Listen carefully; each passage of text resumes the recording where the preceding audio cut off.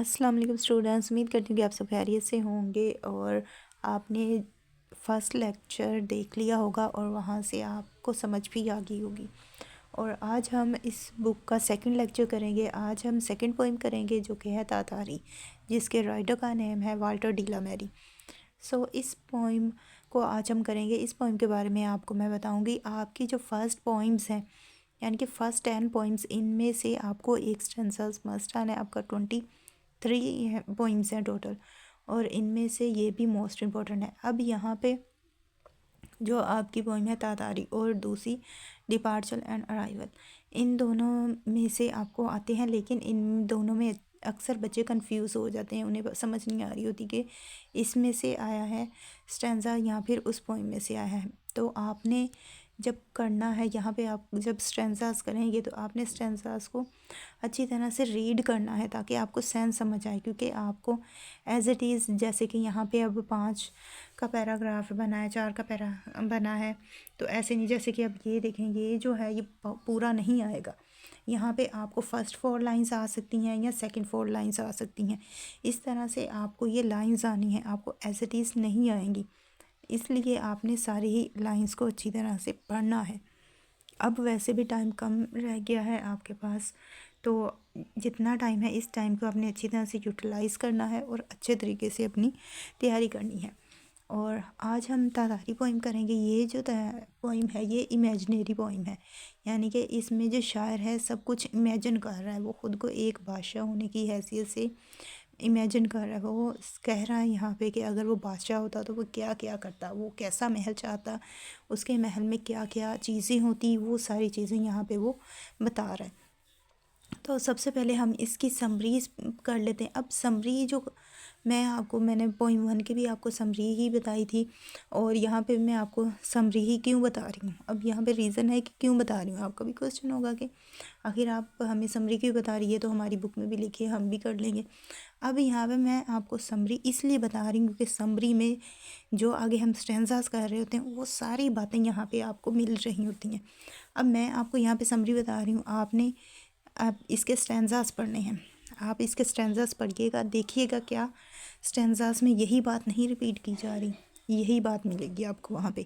तो जो बात स्टेंजास में बताई गई है वो समरीज में भी बताई गई है, इसलिए यहाँ पे आपको पहले मैं समरी बता रही हूँ, देन हम स्टेंजास भी बताऊँगी। स्टेंजास का जब मैं करूँगी तो वो वीडियो बहुत लेंथी हो जाएगी और अभी इतनी लंबी वीडियो जो है आप नहीं अफोर्ड कर पाओगे, इतनी देखोगे ही नहीं, तो इसलिए मैं यहाँ पे आपको जस्ट समरी बताऊँगी। हम एक लाइव वीडियो करेंगे जिसमें मैं आपसे स्टेंजास मतलब बताऊँगी, मैं स्टेंजास बताऊँगी और आपने मुझे उसका पोइट और राइटर का नेम बताना होगा। और अब मैं आपको एक मरतबा ये रीड करके बता देती हूँ ताकि आपको पता चल सके कि इसमें किन किन चीज़ों के बारे में बात की गई है। मैं फिर बता दूँ, ये एक इमेजिनरी पोइम है ये, यानी कि इसमें जो पोइट है सब कुछ तसव्वुर कर रहा है कि अगर मैं बादशाह होता तो मेरा दरबार ऐसा होता, मेरे दरबार में ये चीज़ होती, मेरे दरबार में वो चीज़ होती, ये सारी चीज़ें वो तसव्वुर कर रहा है। तो इस जो पोइम है इसका जो मेन थीम है वो यही है कि ये एक तसव्वुराती पोइम है। तो इस चीज़ को आपने माइंड में रखना है, क्योंकि मोस्ट ऑफ द पोइम्स ऐसी हैं जिनके मेन थीम्स ही पूछे जाते हैं। तो मेन थीम आपको पता होना चाहिए कि पोइम का मेन थीम क्या है। और अब हम करेंगे इस पोइम को। इस नज़म में शायर एक तख़लीक़ाती है सरज़मीन तातारी के मुतल्लिक़ बहुत सहर अंगेज़ और दिलचस्प बातें बताता है। तातारी एक नहायत हसीन, ज़रख़ेज़ और सरसब्ज़ ज़मीन है। शायर तसव्वुर करता है कि इस सरज़मीन का बादशाह है, वो ख़ुद को इस यहाँ का बादशाह तसव्वुर कर रहा है। जो तातारी है एक बेहद खूबसूरत, उसके तसव्वुर में वो एक बहुत ही खूबसूरत ज़मीन है जो कि नहायत ही खूबसूरत है और वो उस ज़मीन का बादशाह है। बादशाह की हैसियत से वो इस सरज़मीन की लज़्ज़तों और लताफ़तों से खूब लुत्फ़अंदोज़ होना चाहता है।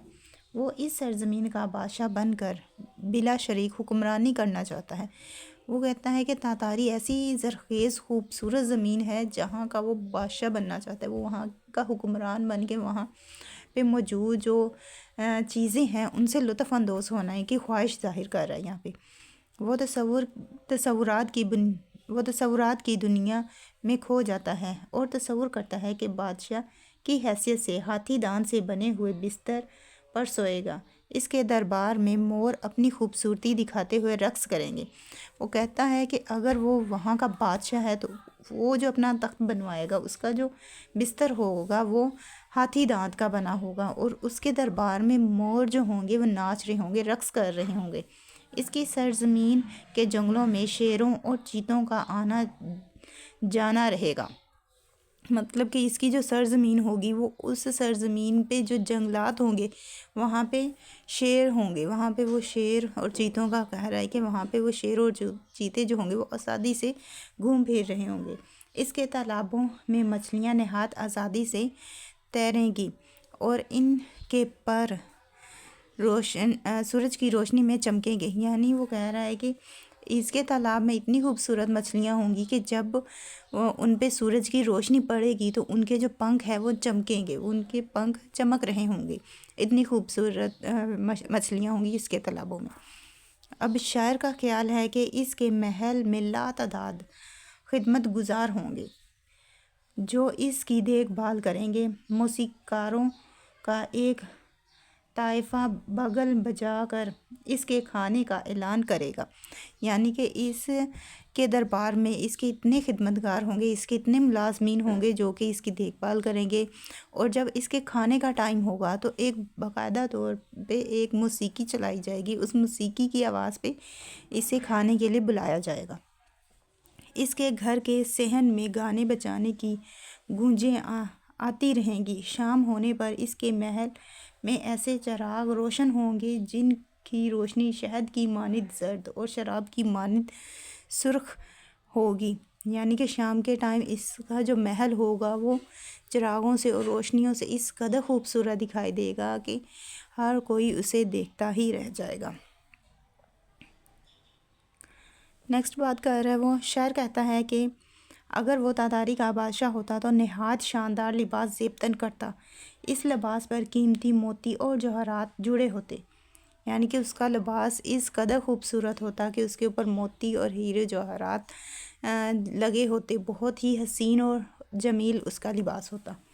वो सुबह सवेरे उठकर इस लिबास को ज़ेबतन करता और एक खंजर अपनी पट्टी के साथ बांध लेता। यानी कि वो उस लिबास को सुबह को पहनता और उस लिबास के साथ एक साइड पे एक खंजर भी निस्फ करता। वो सुबह के सितारों के मध्यम होने से पहले वो जंगल के रोशन रास्तों पर अपनी बग्गी जैसे 7 ज़ेबरे खींच रहे होंगे। वो अपनी बग्गी को उस रास्ते पर लेके जा रहा होगा जहाँ, और उसकी बग्गी जो होगी उसे 7 ज़ेबरे खींच रहे होंगे। तातारी की सरजमीन यकीनी तौर पर नहायत खूबसूरत और सहर अंगेज़ होगी। इस सरजमीन की खूबसूरत वादियाँ, पहाड़ और दरिया, जंगल और घनी झाड़ियाँ इसके तसव्वुफ़ में होंगी। यानी कि वो सब इसके कंट्रोल में होंगी। वो सब चीज़ों का बादशाह यहाँ पे कह रहा है कि हर चीज़ का वो बादशाह होगा। वो इनकी खूबसूरती से लुत्फ़अंदोज़ होगा। इस सरजमीन में फलों के दरख्त होंगे, मौतर हवा चलेगी। यानी कि उसकी जो ज़मीन होगी वहाँ पे बेशुमार फलों के दरख्त होंगे और हवा भी नहायत ही खुशगवार होगी। जो गुतरों के दरख्तों पर परिंदे बैठे होंगे और वो गीत गा रहे होंगे। यानी कि इसके जो जंगल होंगे वहाँ पे शेर होंगे, वहाँ पे फलों के दरख्त होंगे, वहाँ पे हर चीज़ होगी और वो सारी ही चीज़ें इसकी दस्तरस में होंगी। वो हर चीज़ का मालिक खुद को यहाँ पे शो कर रहा है, वो हर चीज़ का बादशाह यहाँ पे तस्वुर कर रहा है खुद को। अब ये जो चीज़ें हैं, अब ये सारी चीज़ें पहले उन्होंने हमें बता दी हैं, ठीक है, कि ये पॉइंट इससे रिलेटेड है। अब जब हम इसके स्टैंजास की तरफ चलेंगे तो आप देखिएगा यही सारी बातें उनमें भी एक्सप्लेन हुई हैं। अब मैं आपको एक स्टैंजास भी दिखा देती हूँ। जैसे कि ये देखें, इफ़ आई लॉर्ड ऑफ तातारी, कि अगर मैं तातारी का, लॉर्ड का मतलब होता है हुक्मरान, कि अगर मैं तातारी का बादशाह होगा, my and myself and me alone, सिर्फ मैं और सिर्फ मैं ही हूँ, ठीक है। मैं बादशाह होता, सिर्फ मैं, मी अलोन, मैं अकेला बादशाह होता वहाँ का। ये ऐसी सरजमीन जहाँ का मैं अकेला हुक्मरान होता। My bed should sorry my bed should be of iron, कि मेरा जो तख्त है, बेड, मेरा जो बेड है, सॉरी बिस्तर, मेरा जो बिस्तर है वो हाथी दांत का बना होता। और बिटन गोल्ड माय थ्रोन, और जो मेरा ताज है वो सोने की बारीक तारों से बना होता। यहाँ पे वो अपनी हर चीज़ को डिस्कस करेगा, वो अपने बेड को डिस्कस करेगा, वो अपनी महल के शेरों को डिस्कस करेगा, उसके में जो चीज़ें मौजूद है उसको डिस्कस करेगा। हर स्टेंजा में वो किसी न किसी चीज़ को डिस्कस करेगा। अब यहाँ पे उसने अपने बिस्तर को डिस्कस कर दिया, उसके बाद अपने ताज कि उसका ताज कैसा होना चाहिए, अब वो हुक्मरानी को शो कर दी यहाँ पे। अब and in my court should peacock flat, अब यहाँ क्या ऊपर हमने क्या पढ़ा था, यही कि उसके जो महल होगा वहाँ पे जो मोर होंगे वो नाचेंगे, उसके दरबार में मोर नाचेंगे, तो यहाँ पे वो बात कर दी उसने। And in my forest tiger hunts.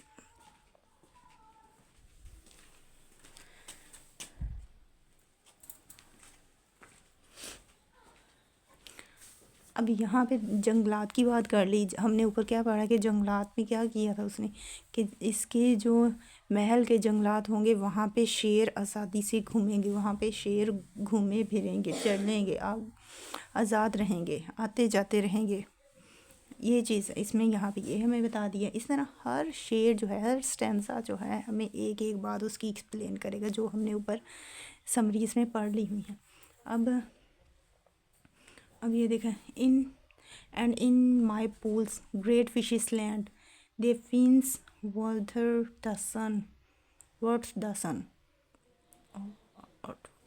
अब यहाँ कह रहे हैं कि उसके जो महल के तालाब होंगे वहाँ पे मछलियाँ तैरेंगी और जिनके पर क्या होंगे, सूरज की रोशनी में चमकेंगे। अब यहाँ पे वो बात होगी। अब यही सारी बातें उन्होंने ऊपर एक्सप्लेन की हैं और यही सारी बातें अब वो वन बाय वन एक एक करके हर स्टेंसा में एक्सप्लेन कर रहा है। अब यहाँ पे मैंने आपको ये पहले स्टेंसास का बता दिया है कि पहले स्टेंसास का जो पहला पैरा है वो बता दिया। इसी तरह इसके 3 से 4 इसके जितने भी पैरेस हैं वो आप पढ़िएगा, हर एक में वो एक बात कह रहा है। अगर अभी भी आपको यहाँ से कुछ समझ नहीं आई या कुछ पूछना हो तो उसके लिए आप कमेंट करके पूछ सकते हैं। अब मैं वीडियो को ज़्यादा लंबा नहीं करती, अब आपको मैं इसके कुछ इम्पोर्टेंट क्वेश्चंस बता देती हूँ जिन्हें आपने नोट करना है। तो अब आप अपनी कॉपी पेंसिल पकड़ लें और इन क्वेश्चंस को नोट करें। सबसे पहले तो आपने करना है कि थीम क्या है इस पोइम का। इसके बाद अब मैं प्रॉपर तौर पे आपको क्वेश्चन लिखवा देती हूँ, आप लिख लें। Describe the main idea of the poem Tartary. Second question note करें। Discuss the theme of the poem, कि इस पोइम का जो मेन थीम है वो बताएं। उसके बाद है the hero dreams are poor innocent and unharmful, explain. यहाँ पे कह रहे हैं कि वो उसका जो ड्रीम है वो एक मासूमियत से भरा हुआ और अनहार्मफुल, मतलब कि बिल्कुल भी खौफनाक नहीं है, इसे आप बयान करें अपने अल्फाज में, ठीक है। How does the poet fulfil his dream of getting power on earth, वो यहाँ पे अब वो किस तरह से जो ज़मीन है उस पर हुक्मरानी करना चाहता है। How does the poet take us in to the realm of imagination. Next question है आपका what colour words has the poet used in Tartary. यहाँ पे वो इस पोइम में कौन कौन से कलर्स, कौन कौन से मेन चीज़ें हैं जो डिस्कस कर रहा है। अब यहाँ पे आप कंफ्यूज हो जाएंगे कि अब मैं इसमें कलर्स की बात की गई है, अब ये क्या हुआ है, मैं क्या करूँ। तो यहाँ पे वो अपने ड्रीम्स का ही जिक्र कर रहा है, ठीक है। तो ड्रीम्स में वो मोर का जिक्र कर रहा होता है, उसके अलावा शेर का, जंगल का, हर चीज़ का जिक्र। उन्हीं चीज़ों को आपने एलेबोरेट करना है, तरतीब देनी है, अपनी वर्डिंग में कन्वर्ट करना है, तो वही आपके आंसर बन जाते हैं। अब नेक्स्ट है तातारी इज़ आ रोमांटिक पोइम, क्या ये एक रोमांटिक पोइम है, अगर है तो कैसे है, अगर नहीं है तो कैसे है, इसे आपने एक्सप्लेन करना है। अब नेक्स्ट आपका लास्ट क्वेश्चन है give your impression of Walter de la Mare as a poet after reading the poem तातारी। अब यहाँ कह रहे हैं कि आपने ये जो पोइम है तातारी पोइम है, आपने इसमें क्या लेसन सीखा या आपको ये क्या ज़ाहिर कर रही है, या आप इस पोइम को अपने अल्फाज में कैसे एक्सप्लेन करेंगे, ये सारी बातें हैं। आई होप सो यहाँ तक आपको सारी समझ आ गई होगी। फिर भी अगर कहीं से कुछ समझ नहीं आए या आपको कुछ पूछना हो तो उसके लिए आपने कमेंट करके पूछ लेना है। साथ ही साथ वीडियो अच्छी लगी तो वीडियो को लाइक करें, शेयर करें, कमेंट करें। और अब मुझे दें इजाज़त, मिलते हैं नेक्स्ट वीडियो में। अपनी दुआ में याद रखिएगा। Thanks for watching. अल्लाह हाफिज़।